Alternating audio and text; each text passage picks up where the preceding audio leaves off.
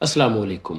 میو ہسپتال لاہور سے کپڑا مارکیٹ کی طرف آئیں تو دائیں ہاتھ لیڈی ایچیسن ہسپتال کے دروازے سے کچھ پہلے ایک چھوٹی مگر صاف ستھری گلی ہے۔ یہ گلی سیدھی خانقاہ حضرت سید یعقوب زنجانی صدر دیوان پر جا کر ختم ہوتی ہے۔ گلی کی دائیں جانب علاقہ سرائے رتن چند کا عقب اور بائیں جانب لیڈی ایچیسن ہسپتال کی طویل دیوار ہے۔ محکمہ اوقاف کے زیر انتظام اس مزار کا خوبصورت محرابی گیٹ سڑک پر بنایا گیا ہے، جبکہ مزار سڑک سے کچھ فاصلے پر واقع ہے۔ دربار کی حدود میں داخل ہوتے ہی دائیں جانب وضو کے لیے ٹوٹیاں ہیں اور بائیں طرف نشست گاہ خواجہ معین الدین چشتی اجمیری رحمۃ اللہ علیہ ہے، جہاں انہوں نے اعتکاف کیا تھا۔ یہاں ایک چھوٹی مسجد اور ایک مختصر سا قبرستان بھی ہے۔ حضرت یعقوب زنجانی رحمۃ اللہ علیہ کے مزار کے ساتھ جو 4 قبور ہیں، ان کے بارے میں بتایا جاتا ہے کہ ایک قبر آپ کے صاحبزادے حافظ سید محمد قاسم زنجانی، ایک آپ رحمۃ اللہ علیہ کی زوجہ محترمہ بی بی زینب کی اور 2 قبور آپ کے بھتیجوں کی ہیں۔ ناظرین، حضرت سید یعقوب زنجانی رحمۃ اللہ علیہ لاہور کے بلند مرتبہ مشائخ میں سے ہیں۔ حضرت داتا گنج بخش علی حجویری رحمۃ اللہ علیہ کے پیر بھائی اور حضرت سید میرا حسین زنجانی اور سید موسیٰ زنجانی کے حقیقی بھائی ہیں۔ آپ رحمۃ اللہ علیہ نے علوم باطنی کے حصول کے لیے اپنے والد محترم کے دست مبارک پر بیعت کی، جو زنجان میں اپنے زمانے کے جید عالم اور علوم ظاہری و باطنی میں کامل پیر طریقت تسلیم کیے جاتے تھے۔ بعد ازاں آپ رحمۃ اللہ علیہ نے اپنے والد بزرگوار اور حضرت میرا حسین زنجانی رحمۃ اللہ علیہ کی اجازت سے حضرت ابو الفیصل ختلی کے دست مبارک پر بیعت کی۔ دونوں بھائیوں کو حضرت ختلی رحمۃ اللہ علیہ نے بغداد میں خلافت عطا فرمائی۔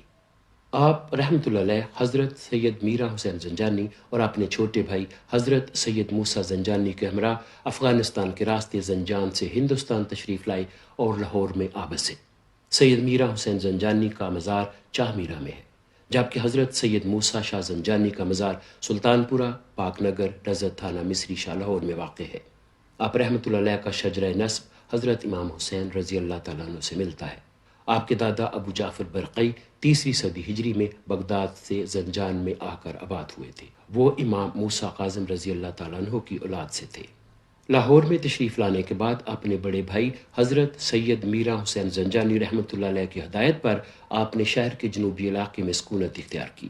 جب آپ رحمۃ اللہ علیہ لاہور آئے تو اس وقت شہر کی اکثریت ہندو دھرم کی پیروکار تھی۔ ہندو سورج دیوتا کی پوجا کیا کرتے تھے۔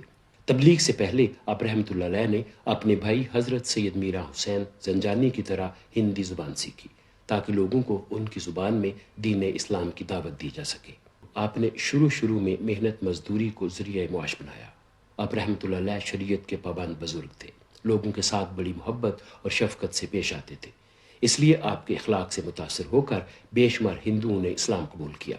تذکرہ اولیاء پاک و ہند کے صفحہ 38 پر لکھا ہے کہ ایک دفعہ چند مصائب زدہ ہندو آپ رحمۃ اللہ علیہ کی خدمت میں حاضر ہوئے اور عرض کیا کہ یا حضرت بارگاہ الہی میں ہمارے واسطے دعا فرمائیں کہ ہماری مشکلات آسان ہو جائیں۔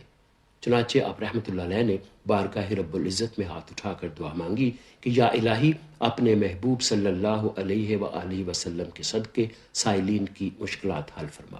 لوگ دعا کرانے کے بعد واپس چلے گئے۔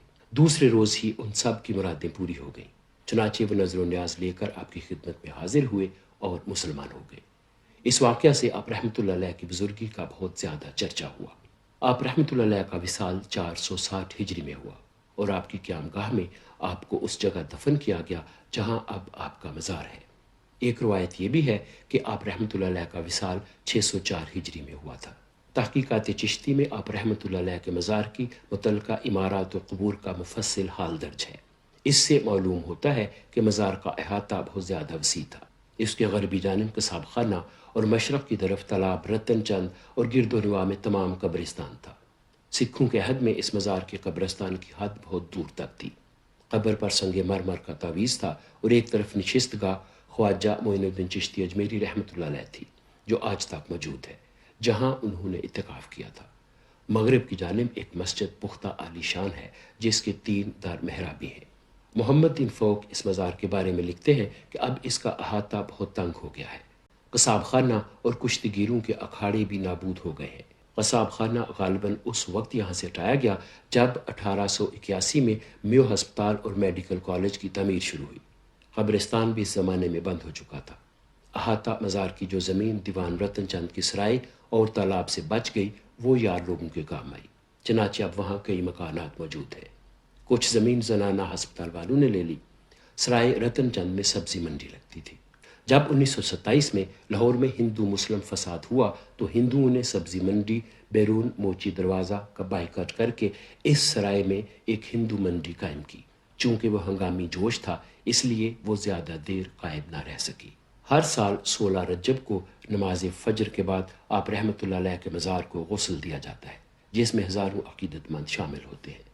ناظرین، حضرت سید میرا حسین زنجانی کے حالات زندگی اور آپ کے مزار مبارک پر الگ سے ولاگ موجود ہے، جس کا لنک نیچے دے دیا گیا ہے، آپ چاہیں تو وہ بھی دیکھ سکتے ہیں۔ اگر آپ کو یہ کاوش اچھی لگی ہو تو ہمارا چینل سبسکرائب، ویڈیو کو لائک اور شیئر ضرور کیجیے گا۔ آج کے لیے اتنا ہی، اس کے ساتھ ہی مجھے اجازت دیجیے، اپنا خیال رکھیے گا۔ خدا حافظ۔